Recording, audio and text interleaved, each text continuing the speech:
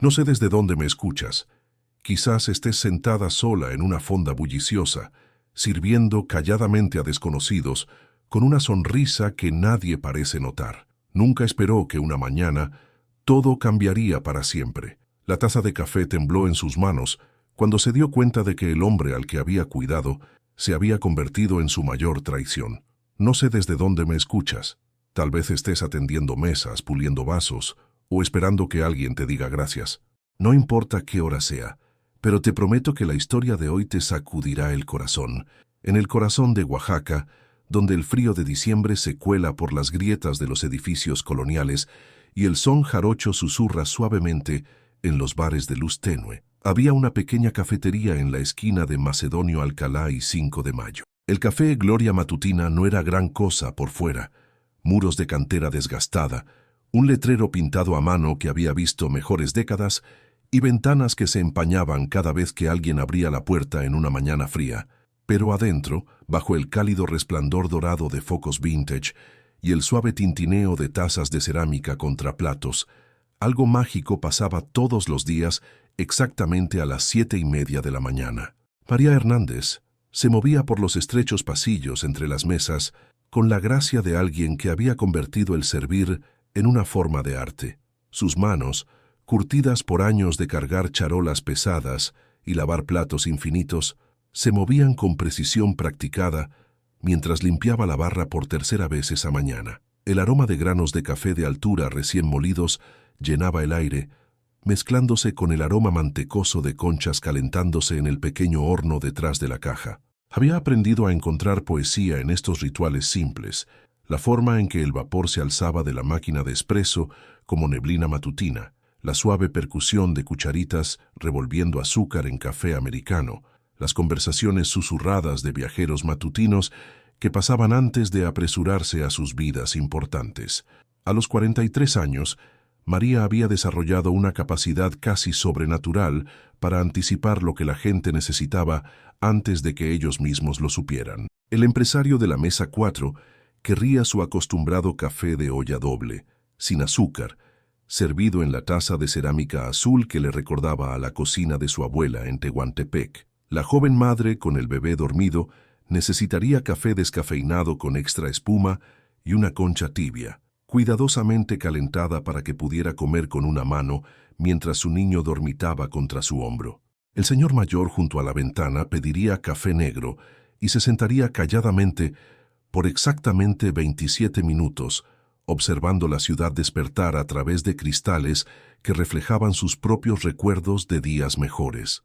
Pero era Enrique Landeros quien se había convertido en el ritmo alrededor del cual bailaban sus mañanas.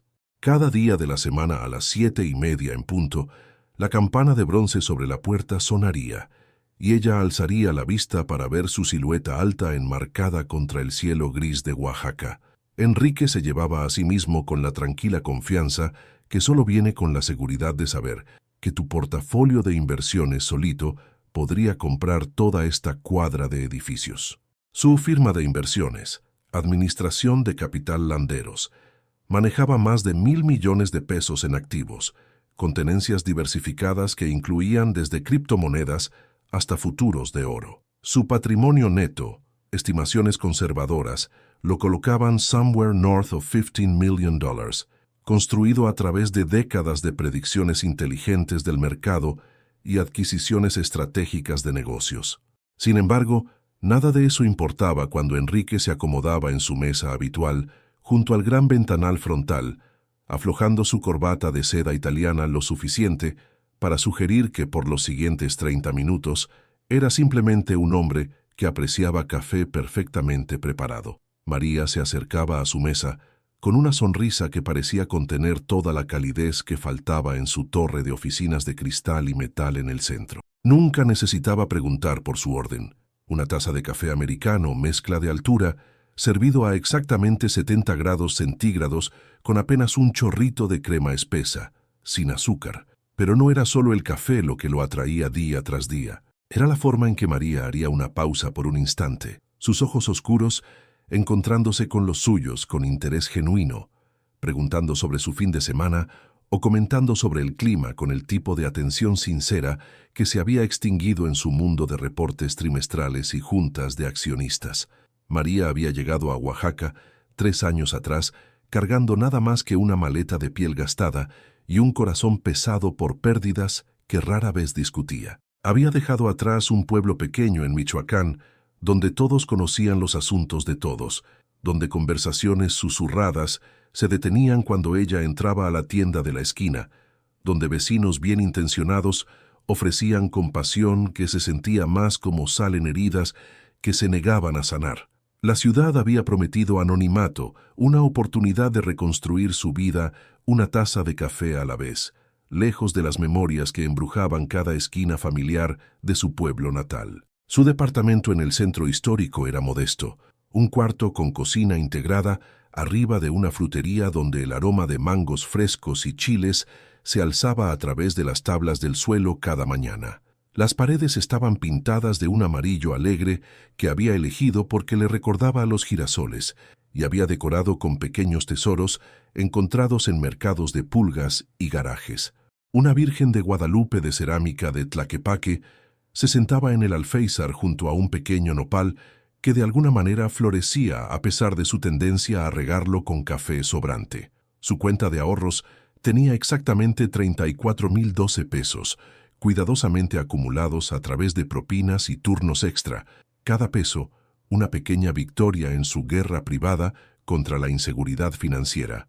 El trabajo en el Gloria Matutina no era glamoroso, pero era honesto. Llegaba a las 5:30 cada mañana, una hora antes de abrir, para ayudar con la preparación. Sus manos se movían eficientemente por tareas familiares, moler granos de café, acomodar panes dulces en la vitrina, limpiar mesas y sillas hasta que brillaran bajo la iluminación suave. La dueña del café, la señora Contreras, era una mujer amable de 70 años que trataba a María con el respeto de una socia comercial más que de empleada. El sueldo era modesto, 120 pesos la hora más propinas, pero en una ciudad donde el respeto podía ser más difícil de encontrar que el dinero, María se sentía rica de maneras que no tenían que ver con saldo bancario. Mientras el otoño se profundizaba hacia el invierno, María notó cambios sutiles en el comportamiento de Enrique. Su postura, usualmente perfecta, parecía ligeramente más encorvada, como si cargara peso invisible. Las líneas de risa alrededor de sus ojos parecían más profundas, grabadas por algo más complejo que la alegría.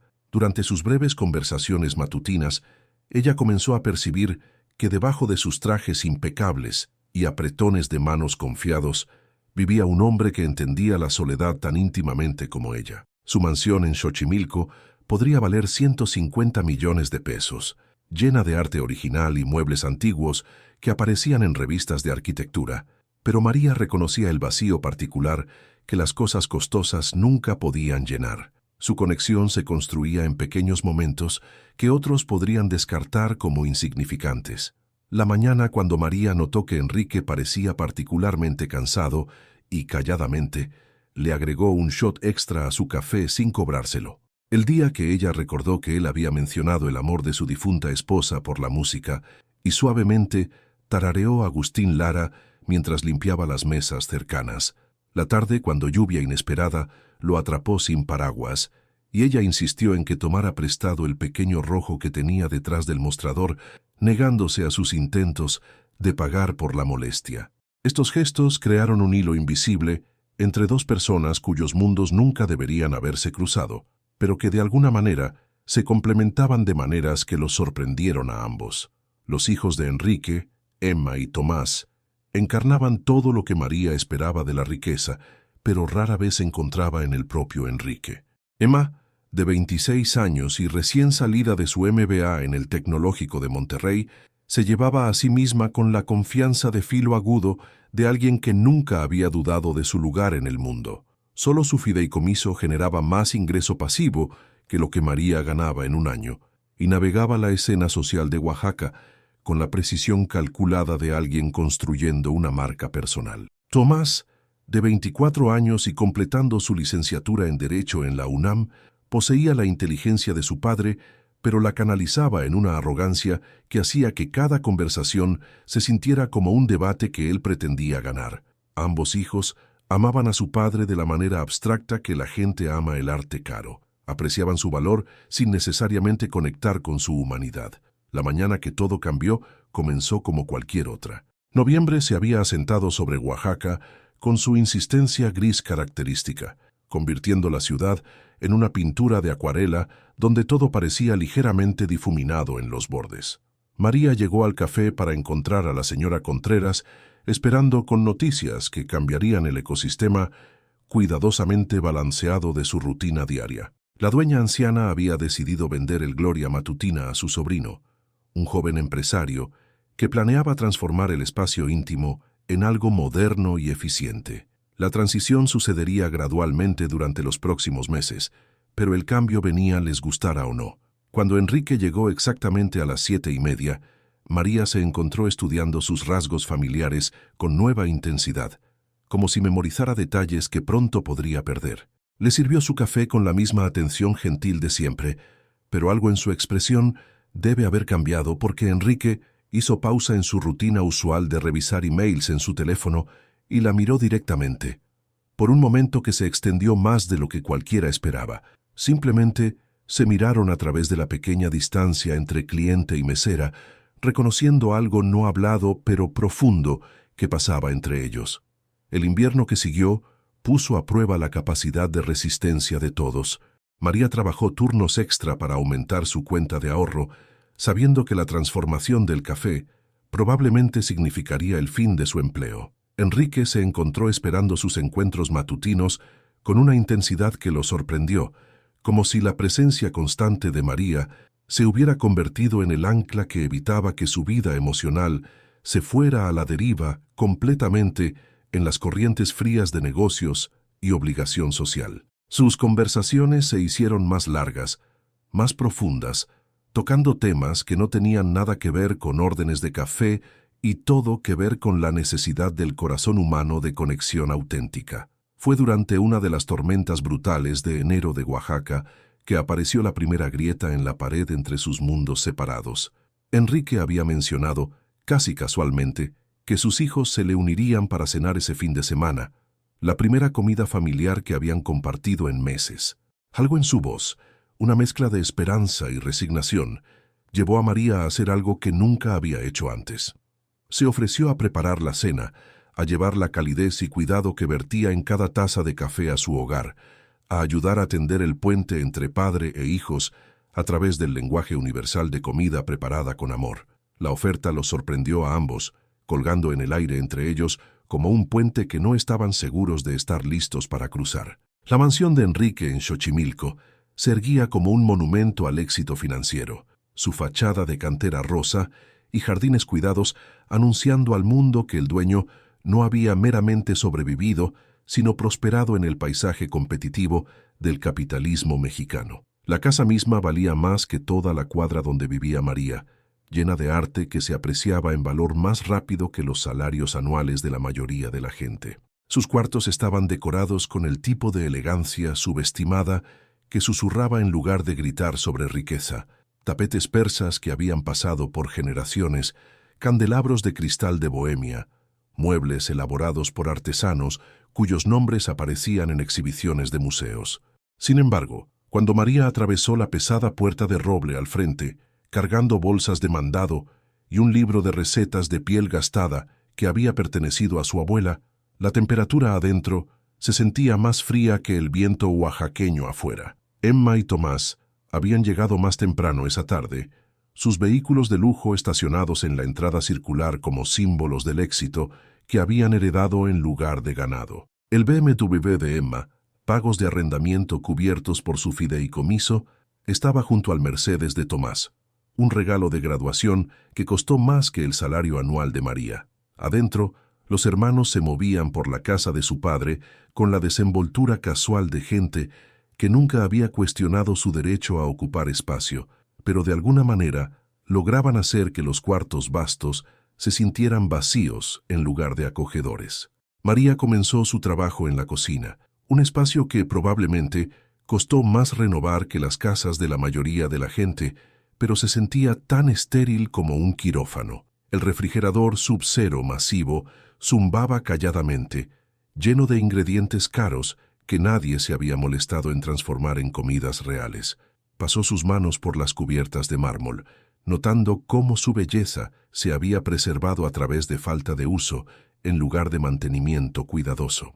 Esta era una cocina diseñada para impresionar en lugar de nutrir, y María sintió una tristeza casi física por las comidas que nunca habían sido preparadas con amor, las conversaciones que nunca se habían desarrollado sobre comida compartida, los rituales familiares que el dinero había fallado en crear.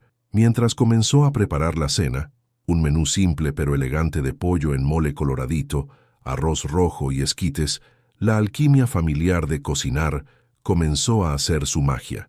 El aroma de chiles guajillo y chocolate llenó el aire, transformando el espacio estéril en algo que se acercaba a la calidez. María se movió por sus tareas con la misma gracia que traía a servir café, pero aquí en la casa de Enrique, su atención cuidadosa al detalle tomó mayor significado. Cada cebolla perfectamente picada, cada especia medida con precisión, representaba su intento de ofrecer algo precioso a esta familia, que parecía tener todo excepto el conocimiento de cómo cuidarse unos a otros. Emma apareció primero en el umbral de la cocina, su vestido de diseñador y maquillaje perfectamente aplicado, creando un contraste marcado con los pantalones negros simples y la camisa blanca abotonada de María.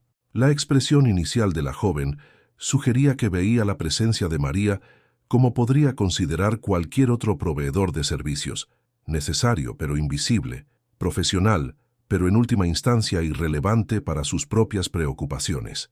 Hizo algunas preguntas corteses sobre restricciones alimentarias y horarios, su tono llevando la marca particular de cortesía que los ricos reservan para aquellos que emplean temporalmente. Tomás se les unió poco después, su confianza de estudiante de Derecho, llenando el cuarto como colonia cara. Se posicionó contra la isla de la cocina con la autoridad casual de alguien acostumbrado a ser la persona más inteligente en cualquier cuarto, aunque sus preguntas revelaban entendimiento limitado del trabajo real requerido para transformar ingredientes crudos en una comida que pudiera unir a la gente. Ambos hermanos poseían la inteligencia de su padre, pero la wieldeaban como un arma en lugar de una herramienta para construir conexiones. La transformación comenzó durante la cena misma. Enrique había puesto la mesa en el comedor formal, usando porcelana que había sido regalo de bodas de su matrimonio 20 años antes. El cuarto estaba elegantemente decorado, pero de alguna manera lograba sentirse como exhibición de museo, en lugar de un espacio donde una familia podría compartir conversación íntima. Sin embargo, mientras María sirvió cada platillo, algo cambió en la atmósfera. La comida misma se volvió catalizador para memorias e historias que habían sido enterradas bajo años de silencio incómodo y prioridades competitivas. Emma se encontró describiendo su trabajo en una firma de mercadotecnia del centro, no con el énfasis usual en su salario impresionante y oportunidades de avance, sino con entusiasmo genuino por un proyecto ayudando a pequeños negocios desarrollar sus identidades de marca. Tomás, usualmente entusiasta por dominar conversaciones con teorías legales e interpretaciones constitucionales, en lugar compartió su interés creciente en derecho familiar, específicamente su deseo de ayudar familias a navegar transiciones difíciles. Enrique escuchó a sus hijos, con una atención que parecía sorprenderlos a los tres, haciendo preguntas de seguimiento que demostraban interés genuino en lugar de obligación cortés. María se movía calladamente entre cocina y comedor, rellenando copas de vino y retirando platos con la eficiencia invisible de alguien que entendía que su contribución verdadera era crear el espacio para que esta familia se redescubriera. Notó la forma en que la postura de Emma se suavizó mientras hablaba sobre su trabajo, cómo el borde competitivo de Tomás se alivianó cuando se sintió verdaderamente escuchado, cómo el rostro de Enrique se relajó de maneras que nunca había observado durante sus conversaciones matutinas de café.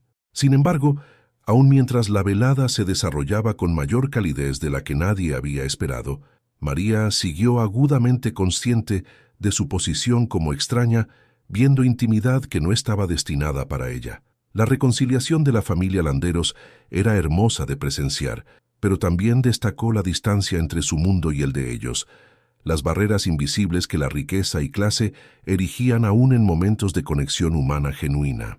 Después del postre, un flan sencillo pero perfecto que había sido la especialidad de su abuela, María comenzó a limpiar la cocina mientras la familia se movió a la sala para conversación continuada. A través del umbral, podía escuchar sus voces tomando los ritmos cómodos de gente que estaba recordando cómo ser parientes en lugar de extraños.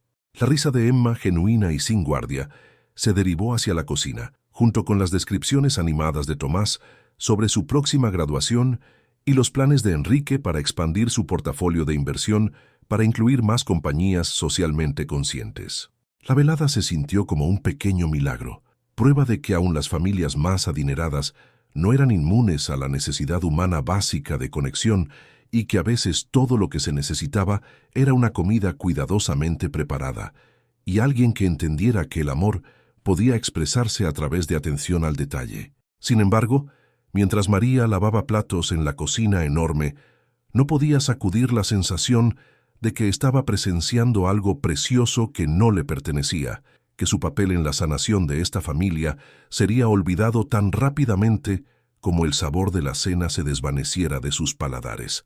Cuando Enrique la acompañó a la puerta cerca de medianoche, su gratitud se sintió genuina, pero también de alguna manera insuficiente. Presionó un sobre en sus manos, pago que era generoso más allá de lo que habían acordado, pero de alguna manera logró reducir el significado emocional de la velada a una transacción financiera.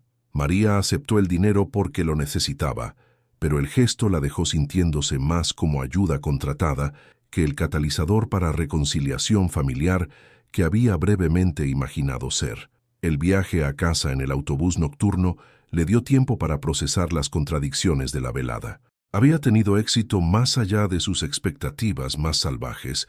La familia Landeros se había reconectado sobre su comida, había encontrado su camino de vuelta uno al otro a través de su facilitación cuidadosa. Sin embargo, la experiencia también destacó la imposibilidad fundamental de su situación. No importaba cuánto cuidado proporcionara, qué tan perfectamente anticipara sus necesidades, qué tan genuinamente invirtiera en su felicidad, siempre sería la ayuda en lugar de familia, la proveedora de servicios en lugar de receptora de gratitud duradera. Las semanas que siguieron trajeron cambios sutiles a su rutina matutina con Enrique. Sus conversaciones llevaban nueva profundidad, informadas por la intimidad de haber compartido espacio en su hogar, pero también complicadas por la memoria de qué tan fácilmente había sido despedida una vez que su utilidad terminó. Enrique parecía más relajado, sus ojos más brillantes, su postura más derecha, como si la velada hubiera resuelto problemas que ni siquiera había realizado que estaba cargando. Hablaba abiertamente sobre su relación mejorada con Emma y Tomás, cómo ahora llamaban regularmente y habían hasta sugerido cenas familiares futuras. María escuchaba estas actualizaciones con felicidad genuina por las conexiones familiares restauradas de Enrique, aun cuando cada historia subrayaba su propia exclusión de la felicidad que había ayudado a crear. Era como una jardinera que planta flores que nunca será invitada a disfrutar, una música que compone canciones que nunca se le pedirá interpretar. Su contribución había sido esencial pero invisible, valorada pero en última instancia, olvidada en la celebración de resultados que nunca compartía completamente. La mañana que cambiaría todo comenzó con la aparición inesperada de Emma en el café Gloria Matutina.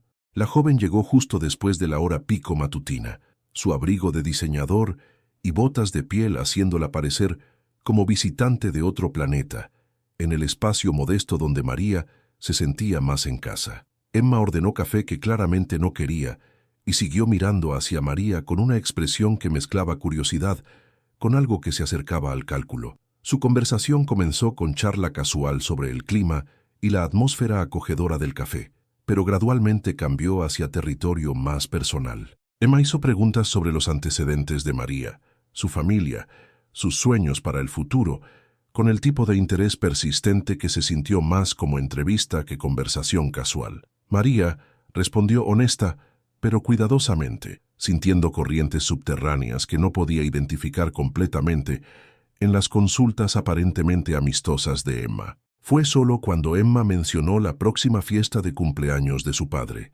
una celebración significativa planeada para el mes siguiente, que el propósito verdadero de su visita se volvió claro. Enrique aparentemente había sugerido incluir a María en las festividades, reconociendo su papel en unir a su familia. La respuesta de Emma a esta sugerencia reveló la división fundamental que ninguna cantidad de comidas perfectamente preparadas podía cruzar. Las palabras vinieron envueltas en cortesía, pero entregadas con precisión quirúrgica. María era maravillosa, por supuesto, y su cena había sido encantadora, pero quizás sería más apropiado que hiciera el catering del evento en lugar de asistir como invitada. Después de todo, mezclar relaciones personales y profesionales podía volverse complicado, ¿y no estaría María más cómoda en el papel que mejor conocía? La sugerencia fue presentada como consideración por los sentimientos de María, pero el mensaje subyacente era claro. Ella pertenecía en la cocina, no en la mesa. María asintió y sonrió y estuvo de acuerdo en que el catering tenía perfecto sentido, aun mientras algo fundamental se desfasó dentro de su pecho. El rechazo no fue inesperado.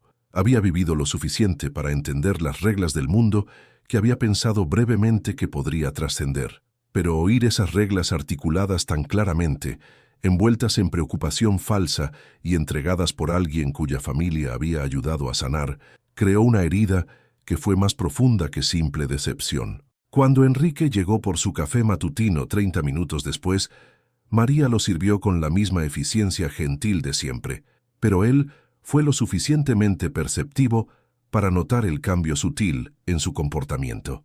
Sus intentos de involucrarla en conversación se encontraron con respuestas corteses pero distantes, y cuando mencionó su celebración de cumpleaños, ella simplemente asintió y dijo que sería un honor manejar los arreglos del catering. Algo en su tono lo hizo hacer pausa, su taza de café a medio camino a sus labios, pero antes de que pudiera continuar la conversación, María se había movido a otros clientes, dejándolo con la sensación incómoda de que había perdido algo importante en el espacio entre palabras. La celebración de cumpleaños tuvo lugar un sábado por la noche en febrero, cuando el invierno de Oaxaca había alcanzado el tipo particular de frío que hace que aún los residentes de toda la vida cuestionen sus decisiones de vida. La mansión de Enrique en Xochimilco fue transformada para la ocasión, sus cuartos formales llenos del tipo de gente que aparecía en las páginas de sociales de las revistas oaxaqueñas. Banqueros de inversión y sus esposas se mezclaron con políticos y emprendedores tecnológicos. Sus conversaciones, una sinfonía de nombres dejados caer y referencias casuales a opciones de acciones y portafolios de criptomonedas. María llegó temprano para montar sus suministros de catering empacados en equipo prestado del café. Había planeado un menú diseñado para impresionar a los invitados sofisticados de Enrique, mientras se mantenía fiel a su propio estilo, elegante pero accesible, ingredientes caros preparados con el cuidado que se había vuelto su firma. La cocina se volvió su dominio temporal, y se movió por su paisaje de mármol y acero inoxidable con la intensidad enfocada de alguien determinada a probarse digna del espacio que se le permitía ocupar. Emma y Tomás la saludaron con el tipo de reconocimiento cortés reservado para proveedores de servicios, agradecidos pero distantes, apreciativos pero claros sobre límites. Cada uno había traído acompañantes a la celebración, jóvenes profesionales atractivos que representaban el tipo de gente que su círculo social esperaba que se casaran.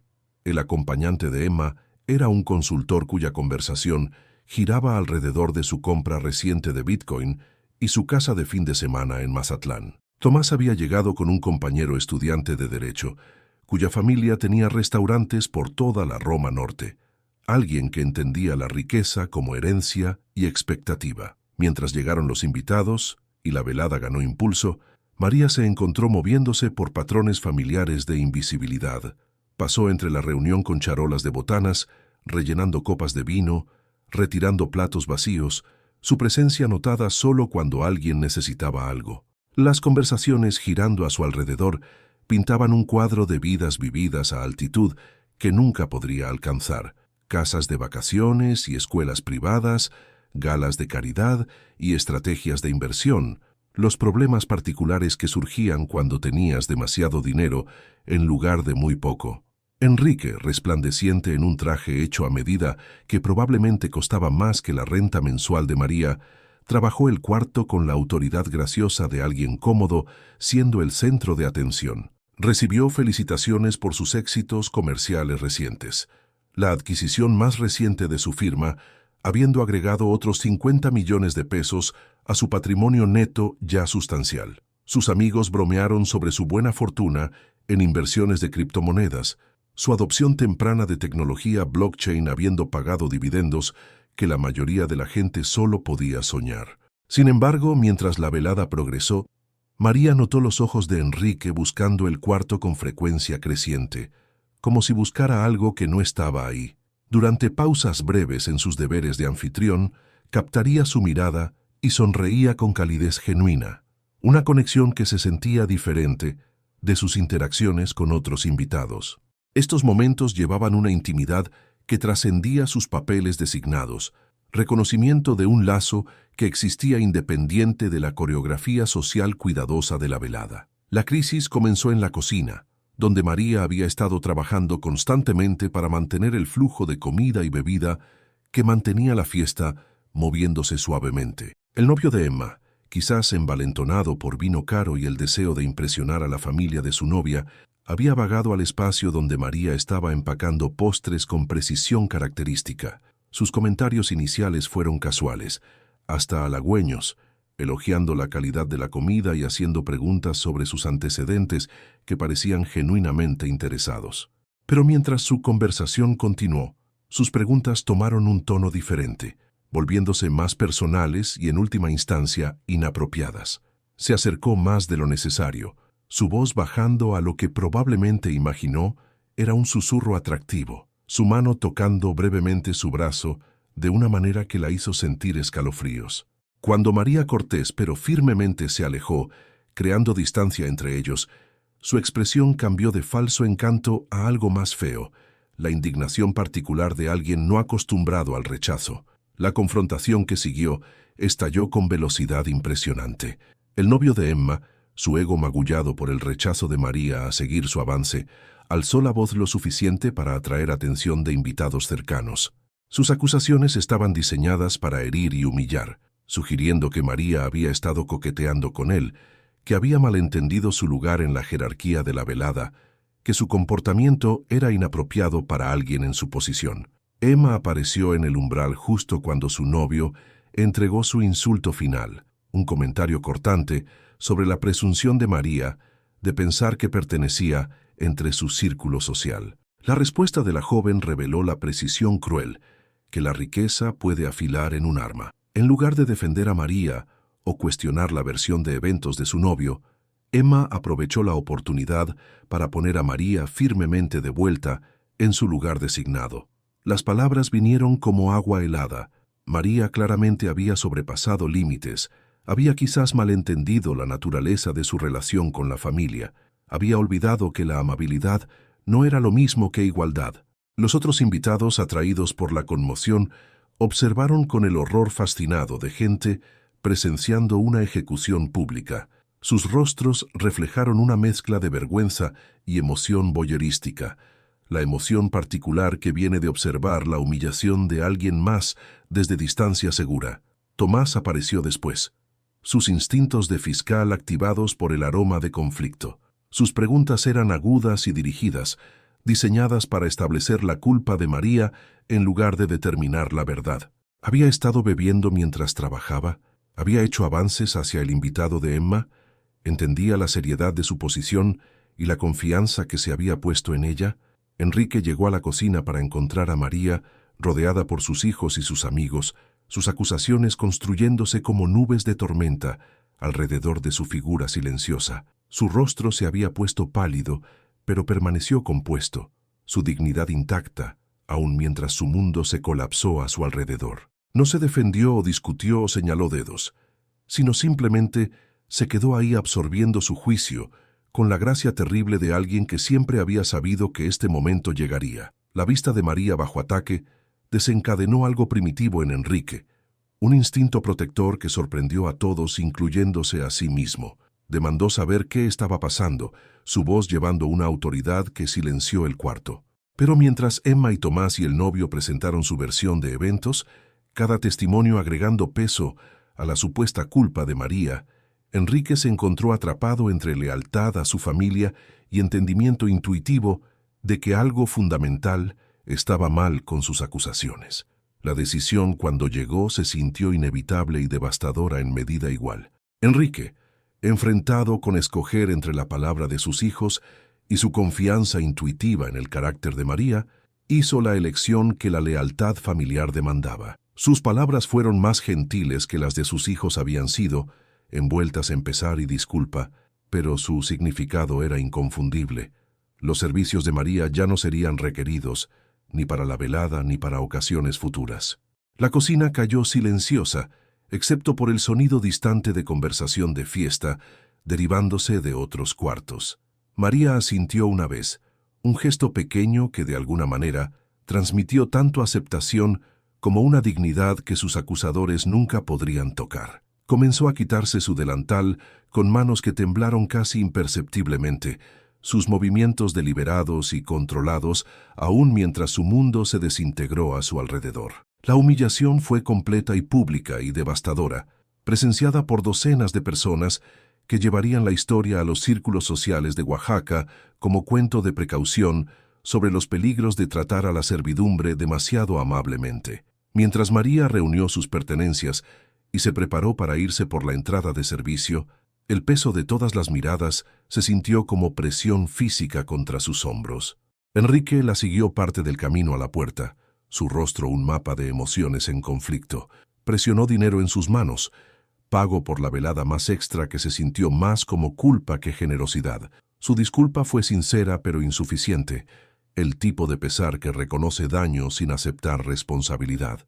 María aceptó tanto dinero como disculpa, con la misma gracia callada, entendiendo que su posición como patriarca familiar la hacía expendible de maneras que no tenían nada que ver con justicia y todo que ver con las matemáticas complicadas de lealtad y posición social. La noche fría de Oaxaca la golpeó como golpe físico mientras salió afuera, sus suministros de catering empacados apresuradamente en contenedores prestados y cargados en la pick-up de su amigo. La fiesta continuó detrás de ella, sus luces cálidas y sonidos alegres, creando un contraste stark con la oscuridad que parecía tragarla tan pronto como cruzó el umbral de adentro a afuera, de incluida a excluida, de valorada a descartada. El viaje en autobús a casa le dio tiempo para procesar lo que había pasado, aunque entendimiento y aceptación eran dos cosas completamente diferentes. Había sido ingenua por imaginar que su cuidado y atención podían tender puentes sobre las diferencias fundamentales entre su mundo y el de ellos, tonta por creer que la amabilidad trascendía límites de clase, estúpida por pensar que su valor como persona podía alguna vez superar su función como proveedora de servicios. Sin embargo, aun en medio de su dolor y humillación, María no podía lamentarse del cuidado que había mostrado a Enrique y su familia. El amor dado libremente mantenía su valor, aun cuando era rechazado. La amabilidad permanecía significativa, aun cuando era castigada, y la dignidad podía mantenerse aun frente a injusticia devastadora. La mañana después de la fiesta de cumpleaños llegó gris y fría. Oaxaca envuelta en el tipo de tristeza de febrero que hace que la primavera parezca un mito que la gente inventó para sobrevivir el invierno. María se quedó en cama más tiempo de lo usual, mirando el techo de su pequeño departamento, mientras los sonidos de la ciudad despertando se filtraron por paredes delgadas. La frutería abajo estaba recibiendo su entrega matutina, voces familiares gritándose en conversaciones rápidas que mezclaron negocios con noticias familiares, el sonido de cajas siendo apiladas y cajones abriéndose para otro día de trabajo honesto. Eventualmente, la rutina de supervivencia la sacó de la cama. El café necesitaba hacerse, las cuentas necesitaban revisarse y la vida necesitaba continuar a pesar del sentimiento vaciado en su pecho. Se movió por rituales matutinos familiares con precisión mecánica, pero todo se sintió diferente ahora, como si la velada anterior había cambiado la frecuencia fundamental de su existencia. Las paredes amarillas que había pintado con tanta esperanza ahora parecían chillones. La Virgen de Guadalupe de cerámica en el alféizar se veía como estatua de extraño, y hasta su gata, Estrella, parecía sentir el cambio en presión atmosférica y mantuvo su distancia. El café Gloria Matutina la esperó al final de un viaje en autobús que se sintió más largo de lo usual, sus ventanas familiares empañadas con condensación que hablaba de calidez y comunidad adentro. La señora Contreras ya estaba trabajando detrás de la caja, su cabello plateado prendido hacia atrás, con las mismas peinetas de carey que había usado por los 30 años que había tenido el café. La mujer anciana echó un vistazo al rostro de María e inmediatamente dejó de contar los recibos del día anterior. La conversación que siguió fue callada y cuidadosa, conducida en la taquigrafía que se desarrolla entre mujeres que han aprendido a navegar un mundo que no siempre valora sus contribuciones. La señora Contreras no indagó por detalles, pero sus preguntas revelaron el entendimiento que viene de décadas de observar gente herirse y sanarse y encontrar maneras de continuar. Sirvió café para ambas, agregando crema extra a la taza de María, de la manera que hacía cuando uno de sus empleados estaba peleando batallas invisibles. La hora pico matutina llegó con su caos usual de viajeros buscando cafeína y consuelo antes de enfrentar su día. María se movió por patrones familiares de servicio, pero su sonrisa se sintió como algo que tuvo que recordar interpretar en lugar de ofrecer naturalmente. Clientes regulares notaron la diferencia sin poder nombrarla.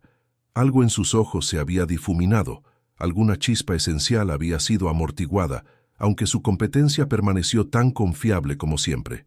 La ausencia de Enrique de su cita usual de 7:30 se sintió como diente ausente, notable cada vez que su lengua encontró el espacio. El bus vacío junto a la ventana se volvió monumento a algo que había sido precioso y ahora estaba perdido.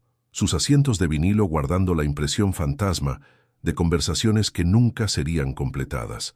Otros clientes se sentaron ahí durante la mañana, pero ninguno transformó el espacio de la manera que la presencia de Enrique había hecho. Ninguno entendió que esos 30 minutos de conexión diaria se habían vuelto el punto culminante de la vida laboral de María. Pasaron días sin la aparición de Enrique, luego una semana, luego 2 semanas, cada mañana trayendo la decepción fresca de su ausencia continuada. María se encontró mirando hacia la puerta a las 7:30 a pesar de saber que no vendría, la esperanza demostrando ser más persistente que la lógica. Su ausencia confirmó lo que ella siempre había sospechado, pero se había permitido olvidar, que sus conversaciones matutinas habían significado mucho más para ella de lo que podrían para él, que la calidez que había percibido en sus interacciones había sido en gran medida unilateral, proyectada de su propia necesidad de conexión en sus interacciones corteses de servicio al cliente.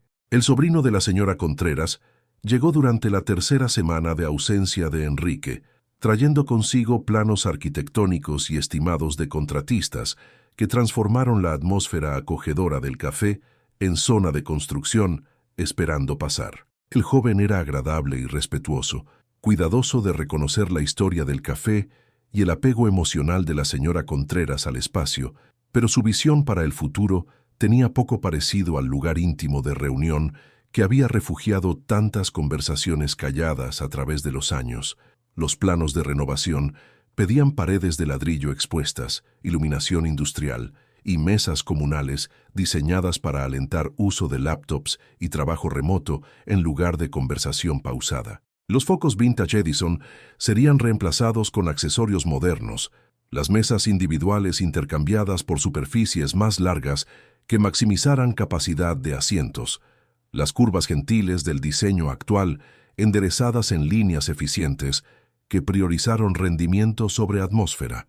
Sería progreso indudablemente y probablemente más rentable, pero también sería la muerte de la magia particular que había hecho que Gloria Matutina se sintiera como hogar. El empleo de María sobreviviría la transición, pero en capacidad reducida y a salario más bajo, reflejando el compromiso del nuevo dueño con eficiencia operacional sobre el tipo de servicio personalizado que había sido su especialidad. La seguridad laboral era algo por lo que estar agradecida en una economía donde posiciones de industria de servicios eran cada vez más precarias, pero también representó la erosión lenta de la dignidad que había peleado tan duro por mantener en su trabajo. Los cambios vinieron gradualmente, luego todos de una vez. Clientes familiares comenzaron a mencionar que habían oído sobre la renovación próxima, sus comentarios revelando la mezcla de la comunidad de nostalgia y resignación sobre progreso que nadie había pedido, pero todos tenían que aceptar. Algunos hablaron de encontrar nuevos cafés, lugares donde podrían recrear el sentido de pertenencia que Gloria Matutina había proporcionado, aunque clientes veteranos de café entendieron que tales conexiones no podían manufacturarse o forzarse. Fue durante este periodo de transición e incertidumbre que María comenzó a entender el costo completo de su expulsión del mundo de Enrique. La humiliación en su fiesta de cumpleaños había sido aguda pero temporal, contenida dentro de una sola velada de crueldad social. Pero las consecuencias, la pérdida de conversaciones matutinas que habían dado forma a sus días, la confirmación de que había sido tonta por invertir energía emocional en relaciones que cruzaron límites de clase, el recordatorio de que su valor como persona podía desecharse tan fácilmente como sus servicios podían terminarse, creó una herida más profunda que resistió sanación. El sueño se volvió elusivo, su mente ciclando por memorias de la fiesta de cumpleaños y versiones alternativas donde se había defendido más efectivamente, o Enrique había mostrado más fe en su carácter. Reprodujo conversaciones con Emma y Tomás, buscando señales de advertencia que podría haber perdido, pistas de que su aceptación de su cuidado siempre había sido temporal y condicional. El ejercicio fue fútil pero compulsivo, como presionar en un moretón para confirmar que todavía dolía. Su apetito disminuyó hasta que aún sus comidas favoritas sabían a cartón, la nutrición volviéndose asunto de deber en lugar de placer. El acto simple de preparar comidas para sí misma se sintió abrumador cuando se divorciaron del propósito más grande de nutrir a otros. Cocinar reducido al proceso mecánico de combinar ingredientes en lugar de la expresión de amor que siempre había representado. Amigos de su edificio de departamentos y la comunidad más amplia notaron el cambio sin entender su fuente. María Elena, de la frutería abajo, dejó vegetales extra afuera de su puerta con notas de preocupación. Jorge, el supervisor de mantenimiento del edificio, encontró excusas para revisarla más frecuentemente. Sus preguntas sobre llaves goteando y problemas de calefacción, realmente investigaciones sobre su bienestar. Su amabilidad fue genuina y apreciada, pero también destacó su aislamiento del tipo de conexión profunda que tontamente había creído que estaba construyendo con la familia de Enrique. La peor parte fue la manera en que el incidente había envenenado sus memorias de momentos que una vez habían traído alegría. La velada que había cocinado la cena para Enrique y sus hijos, que había parecido como pequeño milagro de reconciliación familiar, ahora se sintió como evidencia de su ingenuidad. La gratitud de Enrique, que una vez había calentado su corazón, ahora parecía como el tipo de actuación que la gente adinerada ofrecía a proveedores de servicios que excedían expectativas. Aún sus conversaciones matutinas de café, que se habían sentido como amistad genuina, fueron recontextualizadas como la atención cortés de un cliente que había sido criado para tratar empleados con amabilidad superficial. El impacto financiero de perder el negocio de catering de Enrique fue significativo pero manejable, su estilo de vida modesto proporcionando alguna protección contra inestabilidad económica. Pero el costo emocional fue devastador, confirmación de que sus instintos sobre conexión humana no podían confiarse, que su habilidad para leer cuidado genuino en el comportamiento de otros estaba fatalmente comprometida por su propia necesidad de creer en la amabilidad a través de límites de clase. La señora Contreras, con la sabiduría de alguien que había observado la naturaleza humana por 7 décadas, comenzó a asignar a María tareas que requerirían trabajar en el cuarto trasero, lejos de las ventanas donde podría vislumbrar a Enrique si pasaba por casualidad. La mujer anciana entendió que sanación a veces requería protección de daño adicional, que corazones necesitaban tiempo para desarrollar tejido de cicatriz antes de que pudieran arriesgar exposición adicional. El invierno de Oaxaca se profundizó alrededor del invierno emocional de María, los cielos grises y vientos amargos de la ciudad reflejando su paisaje interno. Febrero se extendió a marzo, sin mejora significativa en clima o humor, la primavera prometida pareciendo tan improbable como la posibilidad de que podría alguna vez confiar en su propio juicio sobre las relaciones que pensó que estaba construyendo con gente cuyos mundos existían tan por encima del suyo. Sin embargo, en algún lugar en las profundidades de su desesperación, una llama pequeña de dignidad continuó ardiendo. Podría haber sido humillada y descartada, su cuidado rechazado y su carácter cuestionado, pero sabía la verdad sobre sus propias intenciones y acciones. Ese conocimiento no podía restaurar lo que se le había quitado, no podía sanar las heridas infligidas por gente a la que había tratado de servir con amor genuino, pero proporcionó una fundación sobre la cual podría eventualmente reconstruir su fe en su propio valor.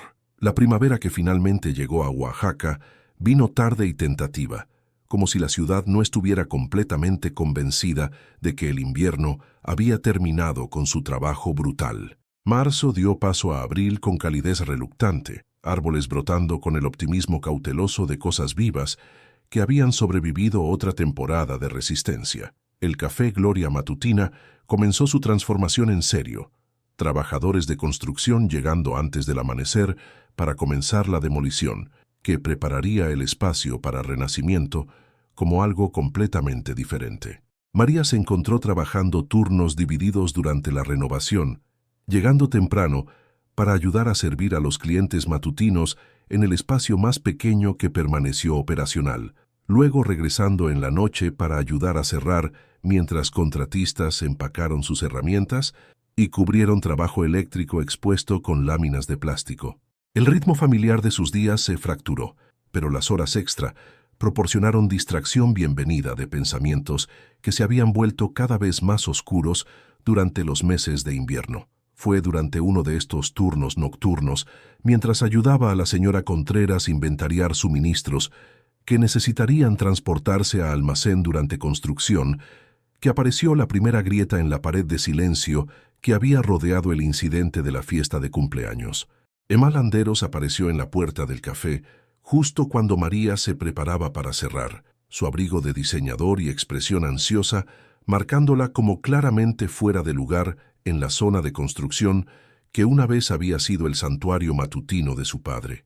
La petición de la joven de hablar privadamente fue entregada con vacilación poco característica, su confianza usual reemplazada por algo que se veía casi como culpa. El primer instinto de María fue rechazar, protegerse de daño adicional, manteniendo la distancia que había sido tan dolorosamente establecida. Pero la curiosidad demostró ser más fuerte que autopreservación, y acordó una conversación que cambiaría todo lo que pensó que entendía sobre los eventos que habían destruido su conexión con la familia de Enrique. Se sentaron en el único booth que permanecía intacto, rodeadas por el caos controlado de renovación, hablando en voces mantenidas bajas para evitar molestar el trabajo de la señora Contreras en el cuarto trasero. Emma comenzó con disculpas que se sintieron ensayadas, pero gradualmente se volvieron más genuinas mientras encontró el valor de explicar lo que realmente había pasado en la fiesta de cumpleaños de su padre. La historia que contó tuvo poco parecido a la versión que había sido usada para justificar la humillación y despido de María. Su novio, Emma, reveló, efectivamente se había acercado a María en la cocina, pero no con cumplidos inocentes sobre la comida. Había estado bebiendo demasiado y había hecho avances inapropiados que María había manejado con gracia profesional, ni alentando ni haciendo una escena que interrumpiría las celebraciones de la velada. Cuando María firme pero calladamente rechazó sus avances, él se volvió enojado y vengativo, determinado a castigarla por el ligero percibido a su ego. La confrontación que siguió había sido orquestada por un hombre cuyo trasfondo privilegiado nunca lo había preparado para aceptar rechazo de alguien que consideraba socialmente inferior. Sus acusaciones contra María fueron mentiras deliberadas diseñadas para cambiar culpa y preservar su reputación, mentiras que Emma había elegido apoyar en lugar de desafiar porque parecía más fácil que confrontar el comportamiento inaceptable de su novio. Tomás, arrastrado a la situación por la conmoción, había hecho el mismo cálculo que Emma, lealtad familiar y preservación social, triunfó sobre verdad y justicia cuando la víctima era alguien de fuera de su círculo. Su padre, forzado a escoger entre la palabra de sus hijos y su confianza intuitiva en el carácter de María, había hecho la decisión que dinámicas familiares demandaron, aun si su conciencia nunca había estado completamente cómoda con la elección. La peor parte, Emma continuó con lágrimas que parecían genuinas, fue que tan fácilmente la mentira había sido aceptada por todos los presentes. Los invitados de la fiesta habían estado dispuestos a creer lo peor sobre María, porque confirmó sus asunciones sobre clase y carácter, validando su sentido de superioridad, proporcionando evidencia de que trabajadores de servicios que olvidaron su lugar merecían cualquier consecuencia que siguiera. Nadie había cuestionado la historia, porque nadie había estado invertido en proteger la reputación de María. La confesión de Emma fue devastadora en su honestidad, confirmando los peores temores de María sobre la velada, mientras simultáneamente ofrecía la vindicación que nunca había esperado recibir. La culpa de la joven fue real, su remordimiento aparentemente sincero, pero ninguna emoción podía deshacer el daño que había sido hecho o restaurar lo que se había perdido. Una disculpa, sin importar qué tan sincera, no podía reparar el daño a la fe de María en su propio juicio o restaurar su sentido de seguridad en relaciones que cruzaron límites sociales. Sin embargo, había algo sanador en tener la verdad reconocida, en saber que sus instintos sobre la situación habían sido correctos y su carácter, aunque asesinado, nunca había merecido el ataque que resistió. La voluntad de Emma de admitir el mal obrar de su familia representó el primer paso hacia un ajuste de cuentas que podría eventualmente restaurar alguna medida de justicia a una situación que había parecido irremediablemente injusta. La conversación que siguió fue dolorosa para ambas mujeres, aunque por razones diferentes. Emma luchó con la culpa de haber participado en destruir la reputación de una persona inocente, mientras María lidiaba con la realización de que su sufrimiento podría haberse evitado si cualquier miembro de la familia de Enrique hubiera elegido valor sobre conveniencia, en el momento cuando su carácter estuvo bajo ataque. Ambas eran víctimas de un sistema que privilegió riqueza y lealtad familiar sobre verdad y justicia, aunque su sufrimiento difícilmente fue equivalente en alcance o consecuencia. La oferta de Emma de ayudar a restaurar la reputación de María fue bien intencionada pero ingenua, reflejando la asunción de una persona adinerada de que problemas sociales podían resolverse a través de la aplicación de recursos suficientes e influencia. Habló de hacer llamadas a invitados de fiesta, de corregir el registro en su círculo social, de asegurar que todos los que habían presenciado la humillación de María también oirían la verdad sobre lo que realmente pasó. Su entusiasmo por hacer enmiendas fue conmovedor, pero también reveló su malentendido fundamental de cómo el daño se extiende y la sanación ocurre. María escuchó estas ofertas con paciencia, nacida de experiencia, con gente bien intencionada que no entendía las realidades de trabajo, de servicios y jerarquía social. Los invitados en la fiesta de cumpleaños de Enrique no serían transformados por las correcciones de Emma, no desarrollarían de repente empatía por una mesera que habían estado contentos de juzgar duramente basados en información incompleta.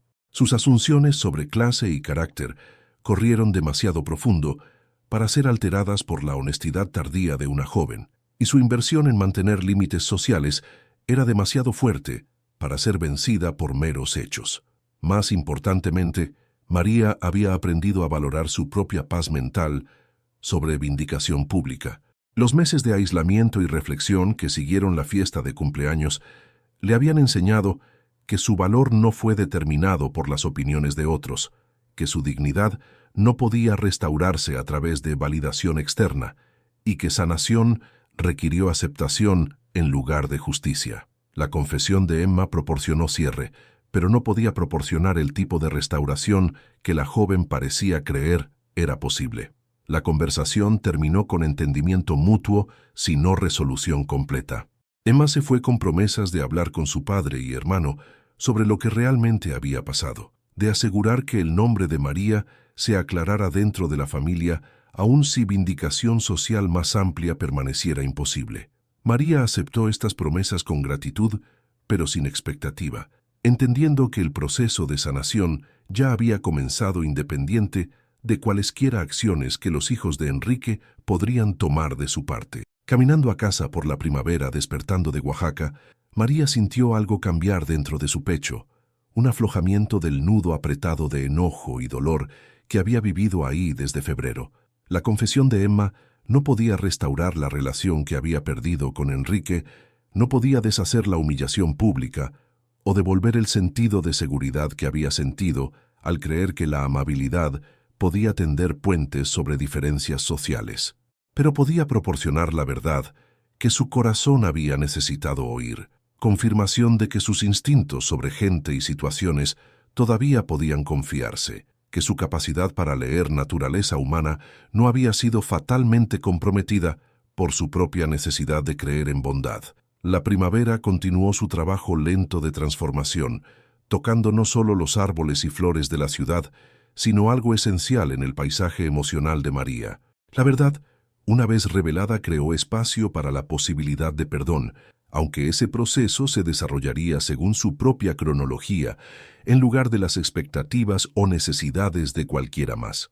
El regreso de Enrique al Café Gloria Matutina pasó un martes por la mañana a finales de abril, cuando la construcción estaba casi completa, y el espacio familiar había sido transformado en algo moderno y eficiente, pero de alguna manera carente del alma que lo había hecho especial. María estaba trabajando detrás de la nueva máquina de espresso, todavía aprendiendo sus controles digitales y settings programables, cuando la campana restaurada sobre la puerta anunció su llegada. Se veía más viejo de lo que recordaba, su postura confiada usual ligeramente encorvada, por lo que podría haber sido culpa o simplemente el peso de meses pasados, sabiendo que había manejado una situación importante mal. Su traje caro estaba tan perfectamente cortado como siempre, su apariencia mantenida al nivel que riqueza y posición social demandaron, pero algo en sus ojos sugirió que los meses que intervinieron le habían costado más de lo que dinero podía reemplazar fácilmente. Sus ojos se encontraron a través del interior transformado del café, y el momento sostuvo toda la complejidad de una relación que había sido preciosa para ambos, pero había sido destruida por circunstancias más allá del control completo de cualquier persona. María sintió su ritmo cardíaco aumentar, memoria muscular respondiendo a la vista de alguien que una vez había representado la posibilidad de conexión a través de límites sociales, aun cuando su mente le recordó cómo esa posibilidad había sido revelada como ilusión. Enrique se acercó al mostrador con incertidumbre obvia, su autoconfianza usual reemplazada por la vacilación cuidadosa de alguien que no estaba seguro de si su presencia sería bienvenida. La hora pico matutina giró a su alrededor, otros clientes impacientes por su café, inconscientes de que estaban presenciando una reunión que llevaba meses de dolor no hablado y anhelo complicado. Su orden fue la misma de siempre: café americano de altura, servido a exactamente 70 grados centígrados con apenas un chorrito de crema espesa, sin azúcar, pero fue entregada con el tipo de cortesía cuidadosa, reservada para conversaciones que podrían explotar sin advertencia. María preparó su café con la misma atención al detalle que siempre había proporcionado, pero sus movimientos llevaron una calidad defensiva que no había estado ahí durante sus meses de familiaridad matutina fácil. La conversación que siguió fue cuidadosa y circulatoria, cada persona probando los límites de lo que podía decirse sin causar daño adicional. Enrique comenzó con intentos de charla casual sobre la renovación del café y la primavera inusualmente tardía de Oaxaca, pero sus preguntas llevaron corrientes subterráneas que no tenían nada que ver con clima o diseño interior. Estaba tratando de evaluar el estado emocional de María, determinar si existía alguna posibilidad para restauración de la conexión que ambos habían valorado. María respondió con el tipo de cortesía profesional que podría haber mostrado a cualquier cliente: cortés pero distante, competente pero no particularmente cálida. Sus respuestas proporcionaron la información que él pidió sin ofrecer la disponibilidad emocional que una vez había hecho sus conversaciones el punto culminante de ambos sus días. Estaba protegiéndose de daño adicional, mientras mantenía la civilidad básica que su trabajo requirió, caminando una línea cuidadosa entre deber profesional y preservación personal. Fue solo cuando Enrique mencionó a sus hijos que la conversación comenzó a llevar peso real. Emma había hablado con él, reveló, le había dicho lo que realmente pasó en la fiesta de cumpleaños, había explicado cómo María había sido acusada injustamente y despedida injustamente. Sus palabras llevaron remordimiento genuino, pero también el tipo particular de pesar que la gente poderosa siente cuando realiza que han tomado decisiones basadas en información incompleta. La disculpa que siguió fue más comprensiva de lo que María había esperado, pero de alguna manera menos satisfactoria de lo que había imaginado que podría ser. Enrique reconoció que debería haber confiado en sus instintos sobre el carácter de María, en lugar de aceptar la versión de eventos de sus hijos sin pregunta. Expresó pesar por la humillación pública que había resistido y tomó responsabilidad por su falla de proteger a alguien que no había mostrado nada más que amabilidad a su familia. Sus palabras fueron cuidadosamente escogidas y aparentemente sinceras, entregadas con el tipo de sinceridad que el dinero no puede comprar. Sin embargo, aun cuando María apreció su voluntad de admitir falta, se encontró emocionalmente distante de tanto su disculpa como su esperanza obvia de que podrían restaurar su amistad anterior. Los meses de silencio le habían enseñado que su relación siempre había sido fundamentalmente desigual, que su inversión emocional había excedido por mucho la de él, y que la seguridad que había sentido en su conexión había sido en gran medida ilusoria. Su disculpa confirmó su inocencia, pero no podía restaurar su fe en relaciones que cruzaron límites sociales.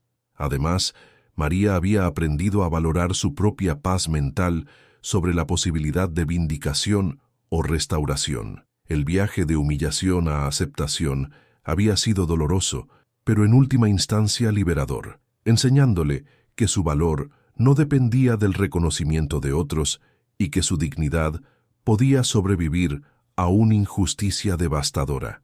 El regreso de Enrique representó la posibilidad de sanación, pero también el riesgo de reabrir heridas que finalmente habían comenzado a formar cicatrices. Su conversación fue interrumpida por la llegada de otros clientes, la hora pico matutina demandando la atención de María y proporcionando descansos naturales en una discusión que se estaba volviendo cada vez más difícil para ambos participantes. Durante estas interrupciones, tuvieron oportunidades de observarse sin la presión de conversación sostenida, de procesar la realidad de verse de nuevo después de meses de ausencia y malentendido. Enrique esperó hasta que la multitud se aclaró antes de hacer la petición que María de alguna manera había estado esperando desde el momento que caminó por la puerta. ¿Consideraría darle otra oportunidad de demostrar que había aprendido de sus errores? No como empleador buscando servicios, sino como alguien que había valorado su amistad y esperaba que podría ser posible reconstruir confianza que había sido tan mal dañada. La pregunta colgó en el aire entre ellos como puente que podría llevar a reconciliación o podría colapsar bajo el peso de dolor acumulado. María miró a este hombre que una vez había parecido representar posibilidad, que había sido expulsado de su vida por circunstancias y elecciones que habían revelado la imposibilidad fundamental de su conexión, que ahora se paró frente a ella, ofreciendo esperanza que ya no estaba segura de querer aceptar. Su respuesta, cuando vino, los sorprendió a ambos con su gentileza. Le agradeció por su disculpa, reconoció su sinceridad aparente y expresó perdón por el daño que había sido hecho. Pero también dejó claro que perdón no era lo mismo que restauración, que sanación no requería regresar a patrones previos de relación y que había encontrado paz en aceptación en lugar de esperanza para vindicación o reparación. Enrique se fue esa mañana con su café usual, pero sin la conexión emocional que una vez había hecho sus interacciones preciosas para ambos.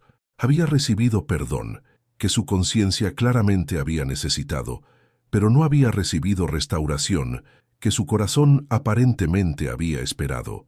La distinción entre estas dos formas de sanación requeriría tiempo y reflexión para que él entendiera completamente. Para María, el encuentro confirmó que efectivamente se había movido más allá de la fase aguda de su recuperación emocional. Ver a Enrique de nuevo había sido difícil, pero no devastador, decepcionante, pero no sorprendente.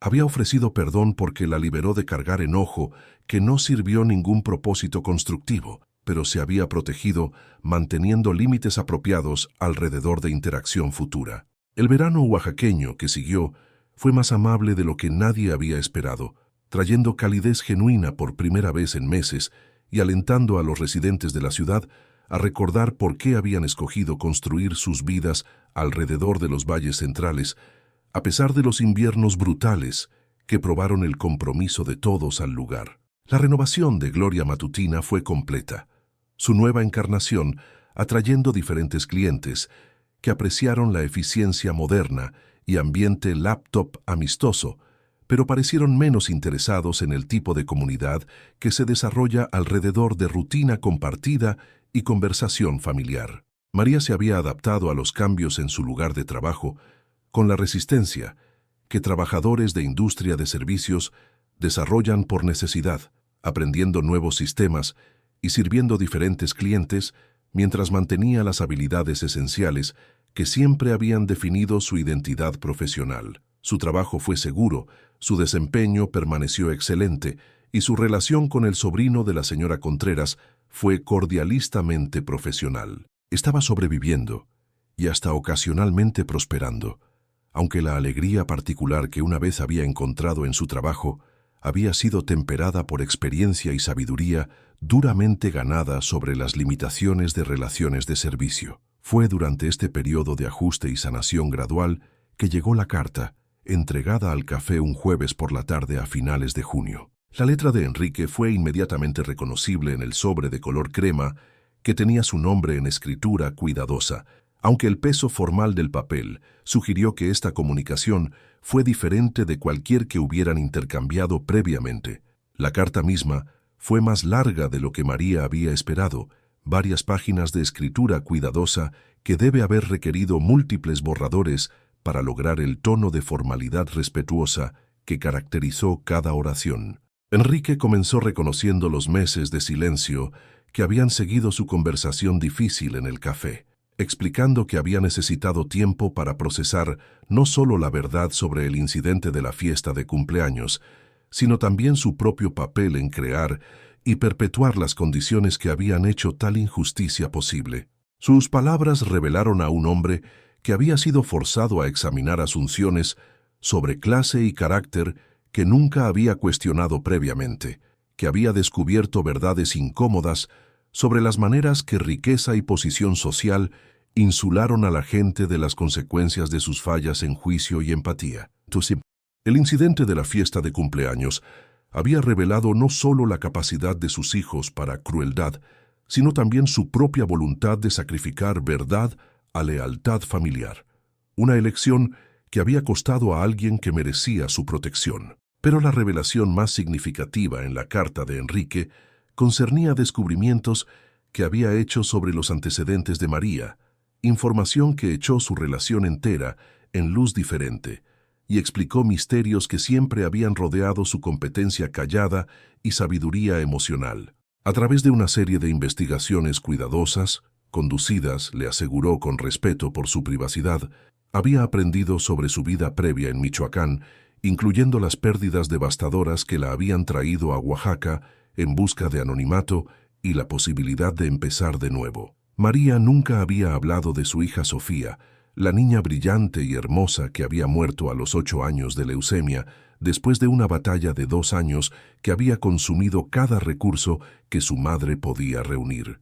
Nunca había mencionado las cuentas médicas que habían destruido sus ahorros y forzado la venta de la pequeña casa donde había pretendido criar a su hija, o la disputa del seguro que la había dejado responsable por costos de tratamiento que nunca podía esperar pagar a pesar de trabajar 3 trabajos simultáneamente. Nunca había descrito el dolor particular de perder un hijo, la manera que había vaciado su sentido de propósito y pertenencia en el mundo, o la soledad aplastante de fiestas y cumpleaños que nunca serían ocasiones para celebración de nuevo. Su mudanza a Oaxaca había sido un intento de escapar la geografía de memoria para encontrar anonimato en una ciudad más grande donde nadie sabía sobre el cuarto vacío que una vez había estado lleno con la risa y sueños de una niñita. La carta de Enrique reveló que de alguna manera había descubierto estos capítulos escondidos de la historia de María, aunque fue cuidadoso de no explicar exactamente cómo había procedido su investigación o qué recursos había usado para descubrir información que había trabajado tan duro por mantener privada. Su tono sugirió culpa sobre esta invasión de su privacidad, pero también asombro por la fuerza requerida para sobrevivir tal pérdida devastadora mientras mantenía la amabilidad y cuidado que había mostrado consistentemente a otros. La información financiera incluida en su carta fue más impactante que su descubrimiento de su historia personal. Enrique aparentemente había conducido lo que equivalía a una auditoría de la situación económica de María, aprendiendo no solo sobre la deuda médica que continuaba a ensombrecer su crédito, sino también sobre el presupuesto cuidadoso y sacrificio estratégico que le permitía sobrevivir con salarios de industria de servicios, mientras lentamente socavaba obligaciones que parecían diseñadas para asegurar inseguridad financiera permanente. Su patrimonio neto actual, había calculado, era negativo por aproximadamente 470,000 pesos, una cifra que incluyó préstamos estudiantiles diferidos durante la enfermedad de Sofía, deuda de tarjeta de crédito acumulada durante el año final de tratamiento de cáncer y cuentas médicas que continuaron llegando años después de la muerte de su hija. Su presupuesto mensual permitió progreso gradual en esta deuda, pero a tasas de pago actuales estaría en sus 70 antes de lograr independencia financiera. Sin embargo, en lugar de inspirar lástima, esta información aparentemente había creado una respuesta diferente en Enrique. Su carta expresó admiración por la determinación de María de cumplir sus obligaciones honestamente, a pesar de haber sido aplastada por circunstancias más allá de su control. Su rechazo de declarar bancarrota, su compromiso de honrar deudas incurridas en desesperación amorosa y su habilidad de mantener dignidad mientras luchaba con pobreza que habría derrotado espíritus menores, había ganado su respeto en maneras que fueron mucho más profundas que su amistad previa. La propuesta que concluyó la carta de Enrique fue tanto inesperada como abrumadora en su alcance y generosidad. Quería establecer una fundación en memoria de Sofía, dedicada a apoyar madres solteras, enfrentando gastos médicos catastróficos para sus hijos. El endowment inicial sería sustancial, 50 millones de pesos extraídos de su portafolio de inversión, y María sería invitada a servir como directora ejecutiva de la fundación, asegurando que su experiencia y sabiduría guiaran la distribución de recursos a familias enfrentando las mismas elecciones imposibles que había navegado. Además, Enrique quería abordar personalmente las obligaciones financieras que continuaron limitando la vida de María y limitar sus posibilidades. No como caridad, fue cuidadoso de enfatizar, sino como reconocimiento del valor que había traído a su familia y la deuda de gratitud que debía por su paciencia, con su ignorancia y su gracia frente a sus fallas. La fundación asumiría responsabilidad por sus obligaciones de deuda restantes, liberándola de las cargas financieras que habían formado cada decisión por casi una década.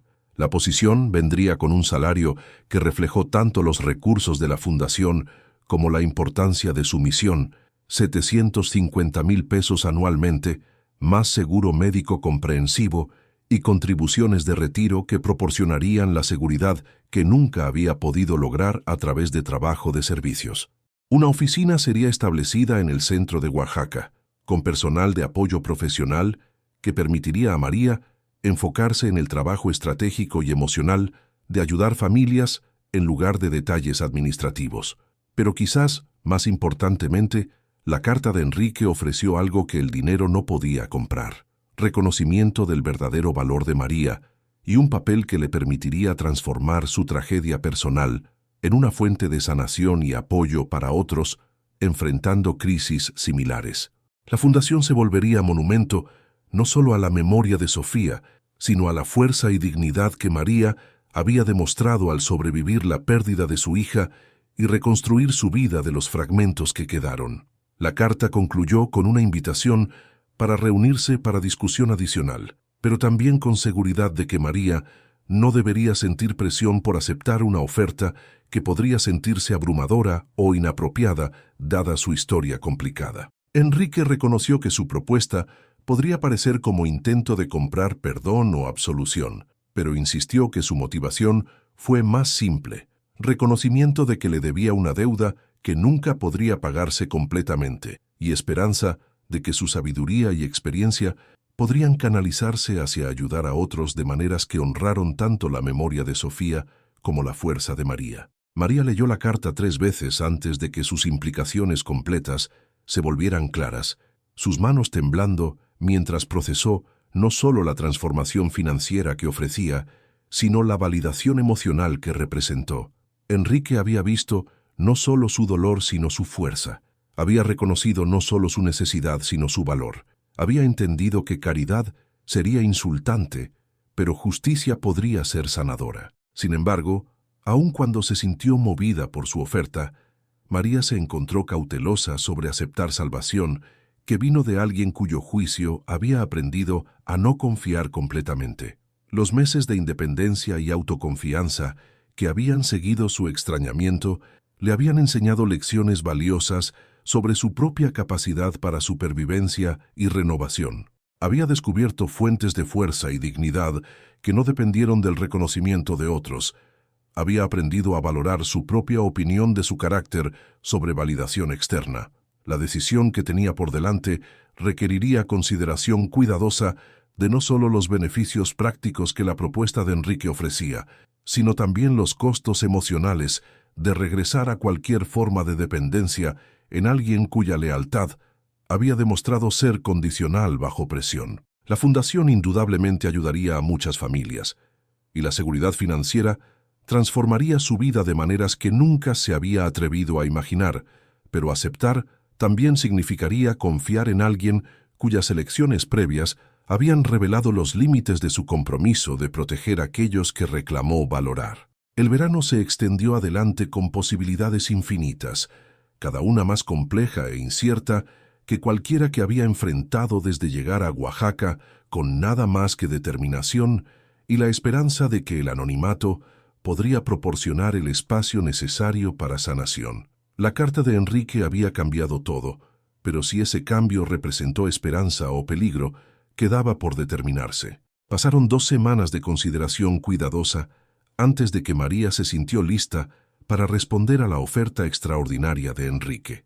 Los días que intervinieron trajeron noches insomnes llenas de cálculos mentales, no solo de la transformación financiera que su propuesta representó, sino de los riesgos emocionales involucrados en confiar en alguien cuyas decisiones previas le habían causado dolor tan devastador. Se encontró caminando las calles veraniegas de Oaxaca, buscando claridad en movimiento y en el abrazo anónimo de una ciudad que había refugiado su recuperación de pérdidas tanto viejas como nuevas.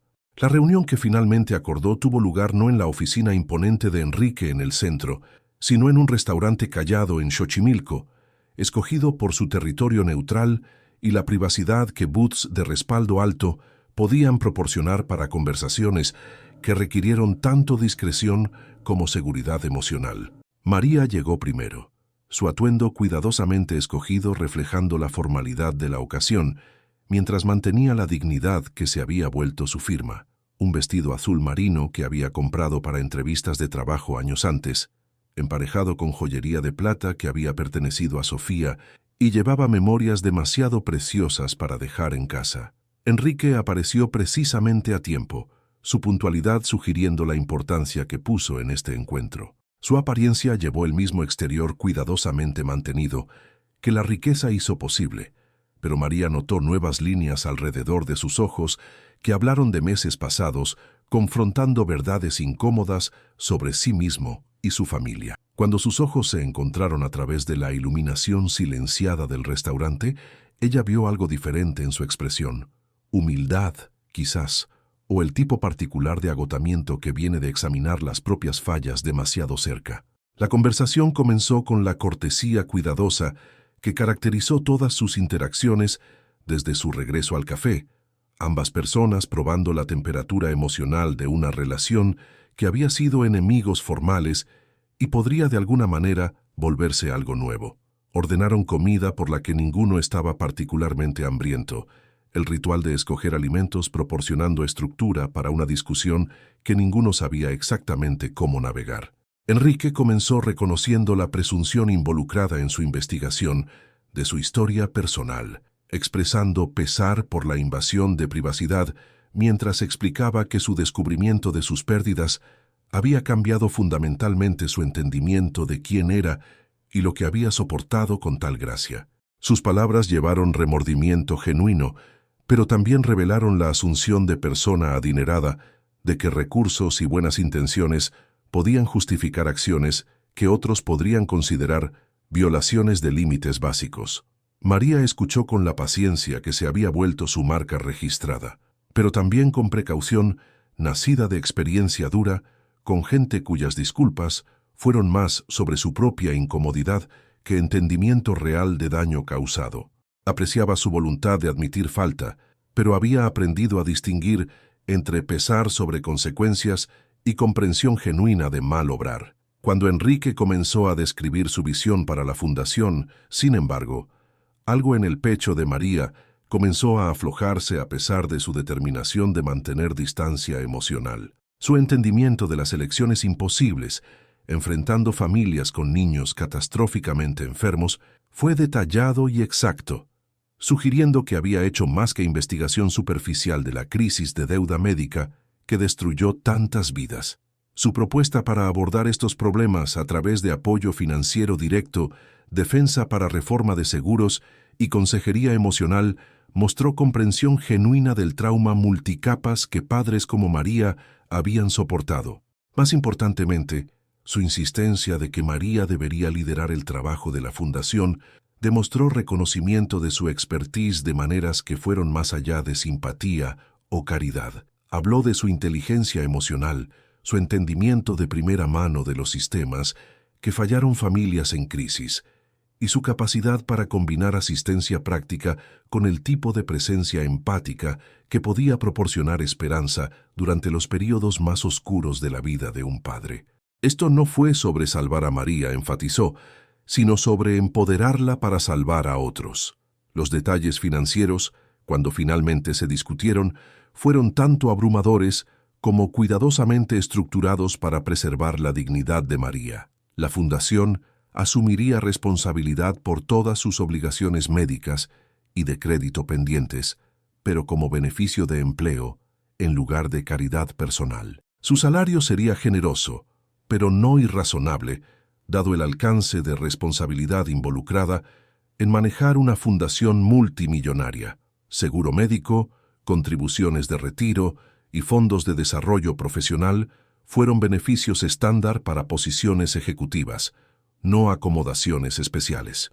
Sin embargo, aun cuando María se encontró movida tanto por la oportunidad como por el entendimiento aparente de Enrique de cómo presentarla respetuosamente, permaneció cautelosa sobre las implicaciones emocionales de aceptar ayuda de alguien cuyas elecciones previas habían revelado la naturaleza condicional de su apoyo.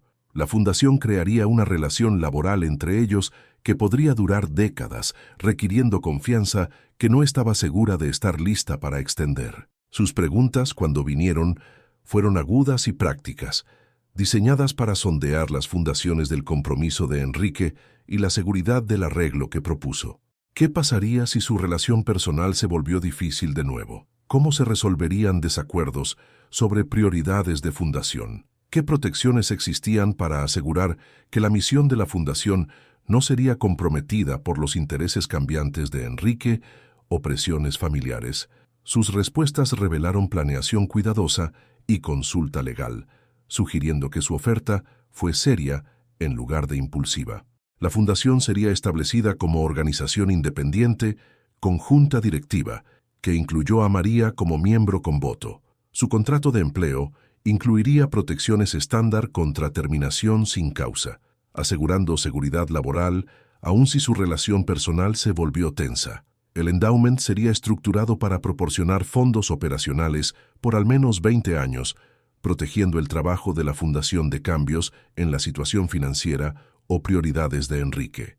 Pero quizás más importantemente, Enrique abordó la pregunta que María no había podido vocear directamente. ¿Cómo podía confiar en alguien que había escogido lealtad familiar sobre verdad cuando su reputación y sustento estuvieron en juego?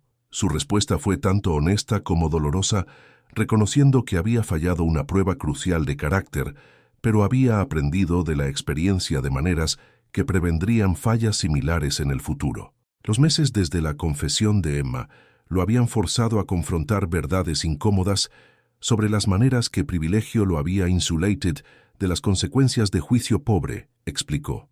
Había descubierto que el respeto de sus hijos fue condicional en su voluntad de apoyarlos aun cuando estaban wrong, que su círculo social valoró lealtad sobre justicia y que su riqueza había creado una burbuja de psychophancy que previno desarrollo moral genuino. Más significativamente, había realizado que la dignidad callada de María durante y después de su humillación había representado el tipo de fuerza que había pasado su vida entera tratando de comprar, pero nunca había poseído realmente. Su habilidad de mantener gracia bajo injusticia devastadora, de ofrecer perdón sin demanda por restauración y de reconstruir su vida sin amargura o autolástima, le había enseñado más sobre carácter que toda su educación cara y ventajas sociales combinadas. La fundación, insistió, no fue un intento de comprar perdón o aliviar su conciencia, sino reconocimiento de una deuda que fue mucho más allá del daño causado por el incidente de la fiesta de cumpleaños. María había mostrado a su familia lo que el amor se veía en acción, había demostrado fuerza que se movió más allá de mera supervivencia a algo acercándose al heroísmo, y había mantenido dignidad que puso su crueldad privilegiada en vergüenza. La fundación honraría no solo la memoria de Sofía, sino la transformación de María de tragedia personal en compasión para otros. Mientras su conversación de comida se extendió a la tarde, María se encontró gradualmente liberando algunas de las barreras protectivas que había construido durante los meses de silencio y recuperación. La oferta de Enrique representó no solo seguridad financiera, sino reconocimiento de su verdadero valor, validación de fuerzas que había aprendido a valorar en sí misma, pero había visto rara vez reflejadas en el tratamiento de otros hacia ella. Sin embargo, aceptar también significaría tomar un riesgo enorme, confiar en alguien cuya falla previa de lealtad le había enseñado lecciones dolorosas sobre las limitaciones de relaciones cross-class, comprometerse a una partnership profesional con alguien cuyo juicio personal había demostrado ser falible bajo presión y permitir que la memoria de su hija se volviera conectada con un hombre cuya familia la había tratado con crueldad devastadora. La decisión, cuando finalmente se cristalizó en la mente de María, no vino de cálculo sino de intuición que había sido refinada a través de años de leer las intenciones verdaderas de la gente debajo de sus presentaciones superficiales. La oferta de Enrique se sintió diferente de sus expresiones previas de gratitud o intentos de amistad. Llevó el peso de reconocimiento genuino en lugar de noblesse oblige, respeto en lugar de simpatía, partnership en lugar de caridad. Más importantemente, la fundación crearía algo más grande que su historia personal complicada, algo que podía transformar su dolor privado en bien público y honrar la memoria de Sofía a través de ayuda tangible para otros padres enfrentando elecciones imposibles. El trabajo mismo sería significativo independiente de su relación con Enrique, y la seguridad financiera proporcionaría libertad para enfocarse en sanar a otros en lugar de sobrevivir su propia crisis económica en curso. Su aceptación, cuando finalmente la voceo fue callada pero firme, acompañada por condiciones que reflejaron tanto su sabiduría duramente ganada como su determinación de protegerse de daño futuro. Tomaría la posición en una base de prueba inicialmente, con evaluaciones regulares para asegurar que tanto aspectos personales como profesionales del arreglo fueron sostenibles.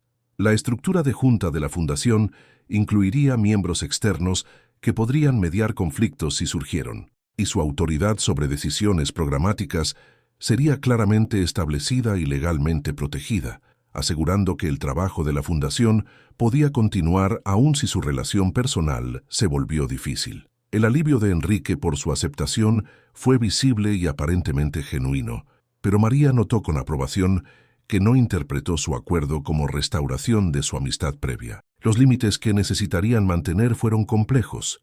Colegas profesionales que una vez habían sido amigos, partners en trabajo importante, que llevaron historia personal complicada. Dos personas comprometidas a honrar la memoria de una niña a pesar del dolor que los conectó a esa misión. El verano que siguió fue lleno con el trabajo intensivo de establecer la Fundación Sofía María, un proceso que requirió consulta legal, setup de oficina, reclutamiento de personal y el desarrollo de sistemas para evaluar y distribuir asistencia a familias en crisis médica.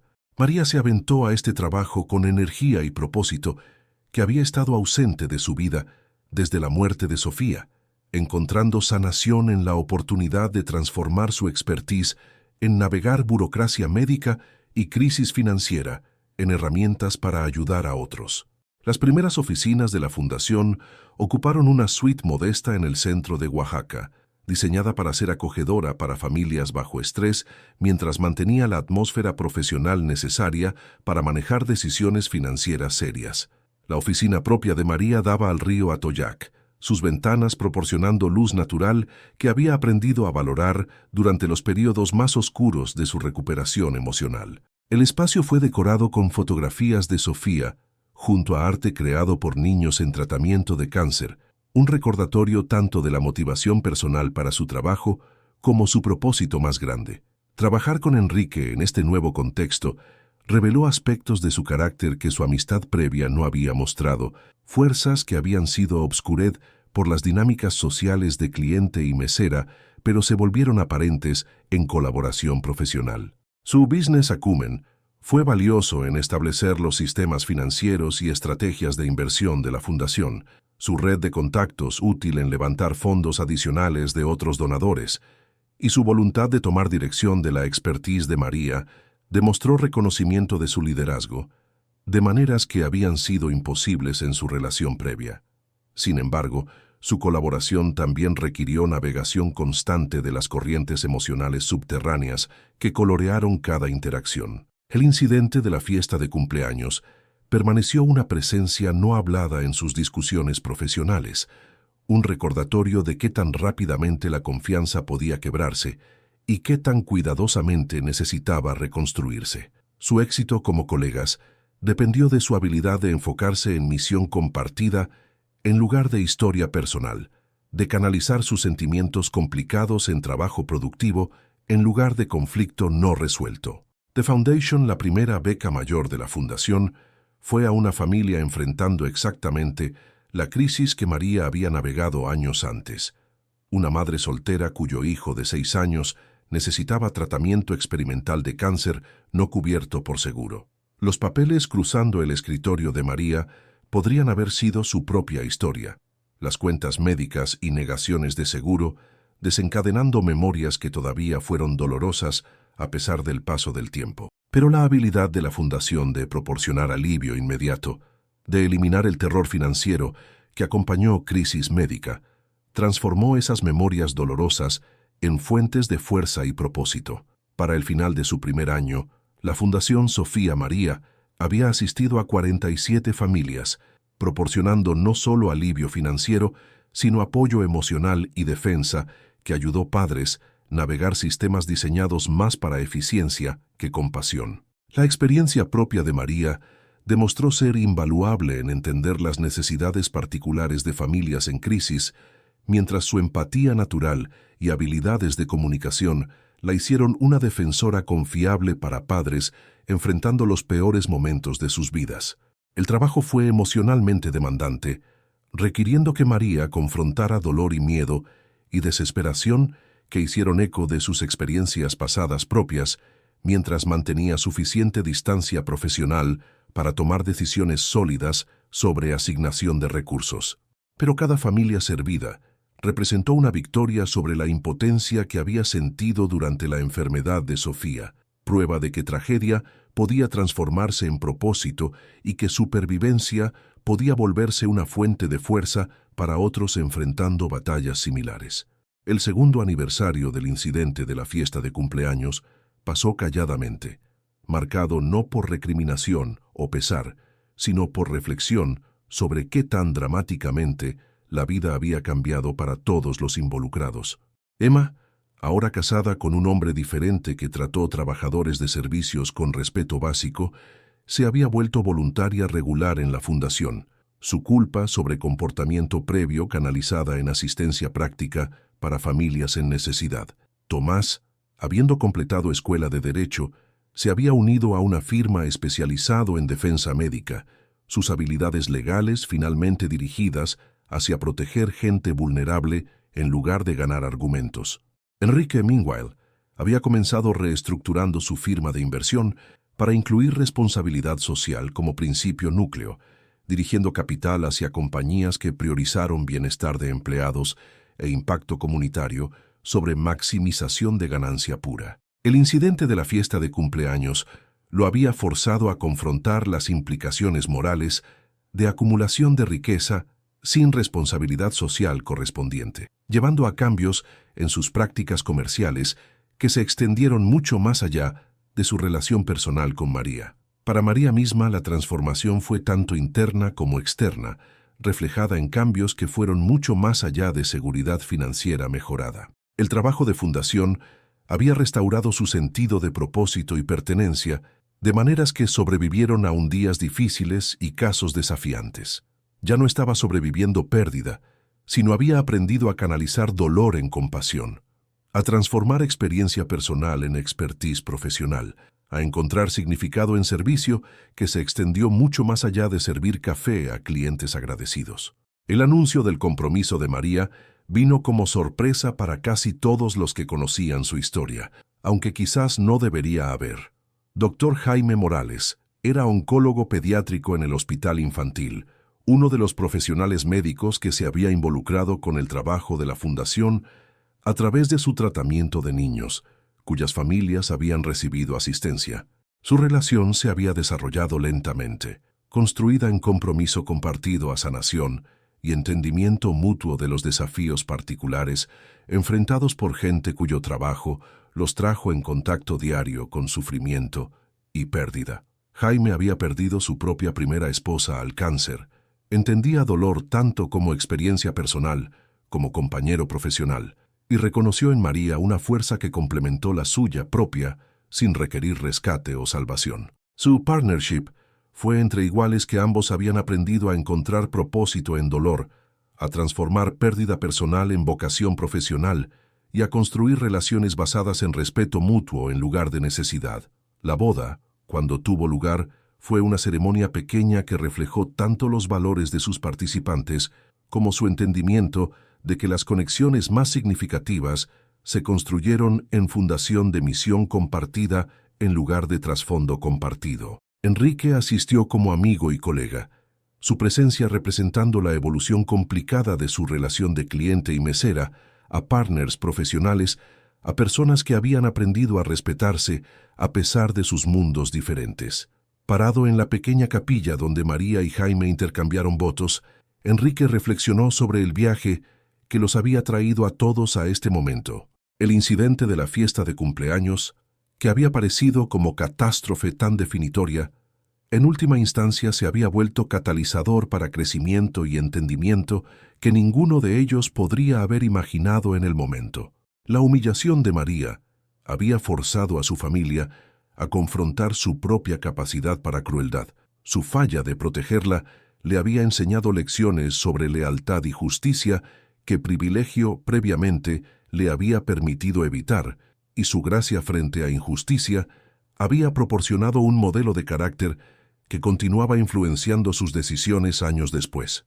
La Fundación Sofía María continuó expandiendo su trabajo, ahora sirviendo familias por todo el sureste de México y desarrollando programas que abordaron no solo crisis financiera inmediata, sino apoyo a largo plazo para padres enfrentando desafíos médicos en curso. El liderazgo de María había atraído financiamiento adicional de fuentes impresionadas por la eficiencia y efectividad de la Fundación, mientras su propia historia había inspirado otros sobrevivientes a transformar sus experiencias en fuentes de ayuda para otros, enfrentando desafíos similares. La gala anual de la Fundación se había vuelto uno de los eventos caritativos más respetados de Oaxaca, atrayendo apoyo de líderes comerciales que valoraron tanto su misión como su stewardship cuidadoso de recursos donados. El discurso de María en la gala más reciente, describiendo el viaje de devastación personal a sanación a través de servicio, había traído lágrimas a ojos que rara vez mostraron tal vulnerabilidad y había inspirado compromisos de tiempo y dinero que apoyarían el trabajo de la Fundación por años por venir. Sin embargo, quizás la medida más significativa del éxito de la Fundación fue visible en momentos más pequeños: las cartas de agradecimiento de familias cuyos hijos habían sobrevivido crisis que de otra manera podrían haberlos destruido financieramente. Los profesionales médicos que habían aprendido a conectar familias con recursos antes de que pánico financiero pudiera componer crisis médica. Las compañías de seguros que habían comenzado revisando pólizas que previamente habían atrapado familias en pesadillas burocráticas. Las estaciones de Oaxaca continuaron su ciclo eterno: invierno cediendo a primavera, cediendo a verano, cediendo a otoño, cada transición marcando otro año de crecimiento y sanación y servicio. El café Gloria Matutina, ahora completamente transformado en el coffee shop moderno que su nuevo dueño había visualizado, sirvió diferentes clientes que apreciaron eficiencia sobre intimidad, productividad sobre comunidad, conveniencia sobre conexión. El espacio que una vez había refugiado la primera amistad tentativa entre María y Enrique se había vuelto algo completamente diferente. Aunque ninguno lloró su paso, ambos habían encontrado fuentes más ricas de significado y pertenencia en trabajo que se extendió mucho más allá de los límites de cualquier relación sola. ¿Y tú? ¿Has cuidado alguna vez a alguien que después te olvidó? ¿Te dejaron invisible sin reconocer o despedida? ¿Ha sido tu amabilidad alguna vez repaída con humillación, tu servicio dado por sentado, tu dignidad pisoteada por gente que debería haberla protegido? Cuéntame tu historia en los comentarios, porque cada voz merece ser oída, cada experiencia de injusticia merece reconocimiento, y cada historia de supervivencia merece celebración. Si el cuento de María tocó tu corazón, si reconoces algo de tu propio viaje en su sendero de humillación a sanación, deja un like y suscríbete para que esta historia llegue a otra alma que merece ser vista y valorada. El algoritmo podría no entender el corazón humano, pero tu engagement puede asegurar que historias como la de María encuentren su camino a gente que necesita oírlas, que necesita saber que la dignidad puede sobrevivir injusticia devastadora y que propósito puede emerger de las pérdidas más dolorosas. Para más historias que remueven el corazón y honran la fuerza de gente que sirve a otros con gracia, haz clic en el link del podcast a la izquierda. Hemos reunido cuentos de resistencia y redención, de gente ordinaria que demuestra carácter extraordinario cuando enfrentada con elecciones imposibles, de amor que persiste a pesar de rechazo y amabilidad que sobrevive a pesar de crueldad. Gracias por caminar este sendero emocional con nosotros, por presenciar el viaje de María de servicio invisible a liderazgo visible, de desesperación financiera a trabajo significativo que honra la memoria de su hija mientras sana sus propias heridas. Hasta nuestra siguiente historia. Recuerda valorar a aquellos que te cuidan, reconocer la dignidad en todo trabajo honesto y entender que a veces el amor más grande es efectivamente el que casi nunca vemos. Porque al final, la historia de María nos recuerda que la verdadera riqueza no se mide en pesos o bitcoins o portafolios de inversión, sino en la capacidad de transformar dolor personal en compasión para otros, de encontrar significado en servicio que se extiende más allá de reconocimiento o recompensa, y de mantener gracia bajo presión que derrotaría espíritus menores. El millonario aprendió a ver, la mesera aprendió a sanar, y juntos crearon algo más valioso de lo que cualquiera podría haber logrado solo, prueba de que la amabilidad, una vez dada libremente, puede regresar en formas que nunca esperamos pero siempre necesitamos.